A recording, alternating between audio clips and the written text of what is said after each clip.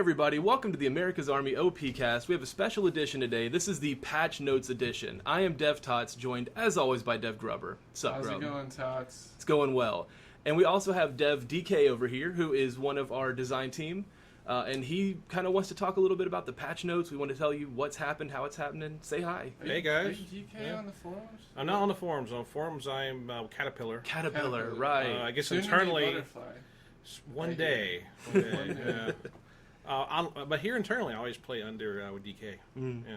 I guess because I have to set my name every single time we play, and it's only two letters. That is I don't easier. know. Anyway. Well, I guess going right into it, of course, the biggest thing everyone's noticed and something they've asked for since ever is, weapon drop. Weapon drop and pickup. Yes. Yeah. I remember 2 years ago, somebody asked me, why don't you guys do that? And the answer is because we thought it'd be hard. And it really wasn't hard. It actually was a lot. There were some bugs, but in most cases it was pretty easy. Yeah. Well, I know when I mentioned to Dev Philbacks just how easy it was to put weapons in, he quickly corrected how long it took him to write that code. So. Yeah. It was easy from my point of view. Right. I didn't do any of the work, so yeah.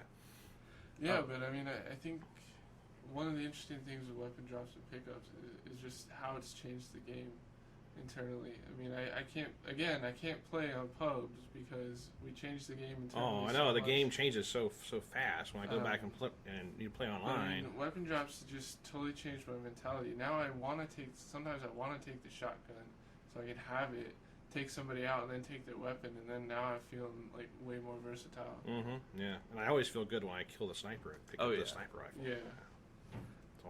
It's always a good thing. Yeah. And of course, the ultimate question is enemy weapons, and of course they're coming. They're just not done yet, but the system works, so why wait, right? Yeah. Just gotta get all the artwork done. Yeah. So, yeah. It's just quick, easy, artwork. Yeah. And of course, with the enemy weapons will come enemy weapon sounds and all that. Like, the whole feature's already designed and being made. This is just version 1, like we do so often with new things. Yeah. We're actually playing with it internally. We have a few of the output. Yeah. It's just that just at the moment, all the guns are the same. So you pick up the Op 4 version of the M4, and it's the same thing. Yeah, Right. It just looks a little bit we haven't different. done any balancing. Yeah. Which Well, we'll get to that.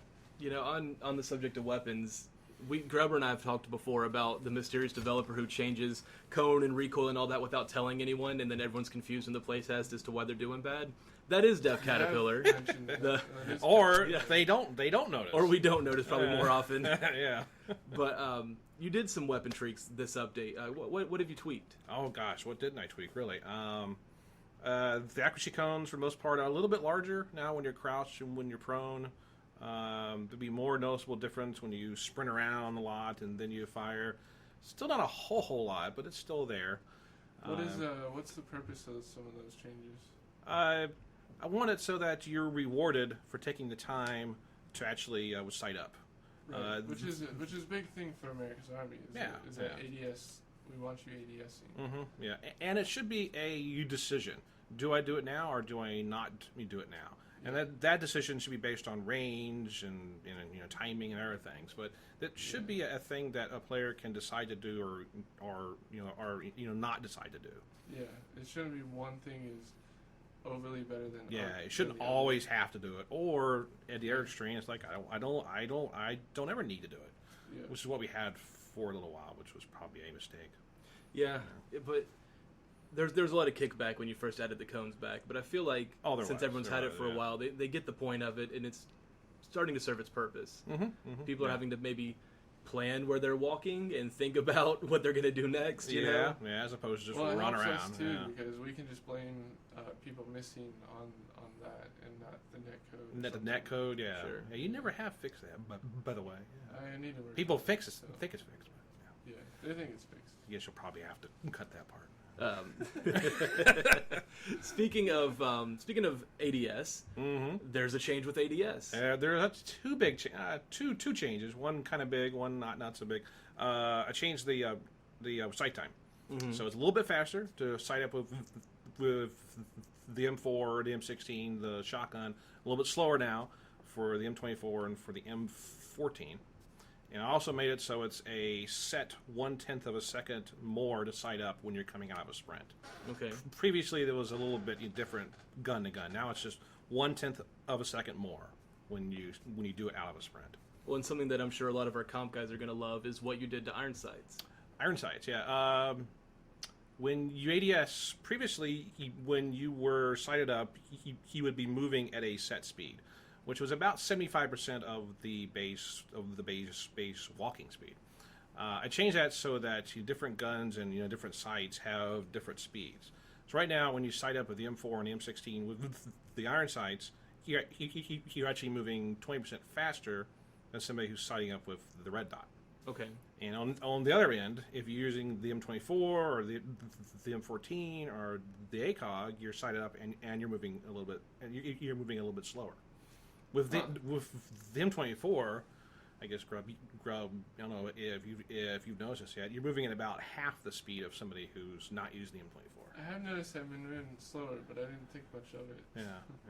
It won't make a lot of difference when you're sighted up and you're like way back in the back of the map. Yeah. But if you're trying to peek around like a corner, it's going to be a lot more harder now, a lot more difficult now. So with the much larger, you made a pretty big increase to the M24 cone, didn't you? Yeah, the M24 and the M14 cones both got quite a bit larger. So between an increased cone and rougher time to sight and movement and all that, hopefully that'll put a little bit of a balance into. I think they're going to be a little bit harder to use. They could take a little bit more skill. I also slowed down the cycle time. It was 1.3 seconds. Now it's 1.7. Mm-hmm. I slowed down the entire reload time, so it takes a little bit more. I think like 0.2 of a second more. So it's not as good, but it's still a very, very good gun. Yeah. Staying on the topic of weapons, another very requested thing was damage loss over distance of the round traveled. Yeah, that's something that people have seemed to think we have in there. In the past, we've never actually have had it. That's never one of those things that I thought it'd be hard to do, and actually it was pretty easy to do. Yeah. So we put it in there. It's most noticeable on the with shotgun. Sure. That shotgun damage drops off really quick at 6 meters. I think 6 meters. It's not so much on the other guns. You will notice it when you're firing long range. 40 meters or so, 50 meters with the M4 and stuff. Well, most of our maps are small enough that in a real scenario, there would never be any drop or issue anyway. Except for the shotgun. Yes. Yeah. That shotgun. Yeah. Another thing that's coming out with this patch, guys, is the Intercept map. A lot of you got to play the first version of that when Casey had the white box out there. Yeah. That was really interesting. We got a lot of good feedback. And our art team has just been going crazy with it, getting it... about a month it took them to get it arted up? Maybe a little more? I mean, crazy fast. 5 weeks, something like that. So fast. Mm-hmm. It's so different. Like, I mean, like, you just go through it and you're just like, I don't even remember. Like, the map. We've been playing it forever, and I still get lost because the art has changed so much. Yeah, it's a pretty fun map, though. Yeah. It's really something. Some rounds on that map will go really fast. Mm-hmm. Especially with the grenade spam and all that, people knowing where to throw the grenades down. And sometimes it will go the entire time. It gets down to 2-on-2 and not really sure where the other guys are. Yeah, it's a pretty fun map. It is, and it seems like every new map we come out with looks just a little bit better and a little bit better. I love the way it's going. Yeah. And speaking of the Intercept map, we'll have a video coming out around the time of the update, which is September 25th. And that will have a special video by Dev Rawster, Casey, and I'll never get it, but it'll be a presentation from him talking about his design decisions on the map, why he did certain things, and make sure you guys look out for that because it's going to be really neat. He put a lot of hard work into that. Yeah, why he didn't do some things. A lot of you comp guys who gave a lot of feedback will be interested to hear that, I'm sure. Mm-hmm. There is one more thing. What? The server-side stuff. Server-side hit detection. Oh yes. We went ahead and made that was a default now. Right. So all official servers be running that as normal. You asked, we listened, right? As far as we can tell, it all works fine. It all runs fine on the servers. So yeah. Totally didn't even test that. So hey, we just sometimes you get lucky. Yeah. Well, guys, thanks for tuning in to the special edition of the podcast. We look forward to talking to you next week. We're going to have a lot of new stuff to talk about, and we'll figure out who our guest will be by then, hopefully. Guys, say goodbye. Bye, guys. Later.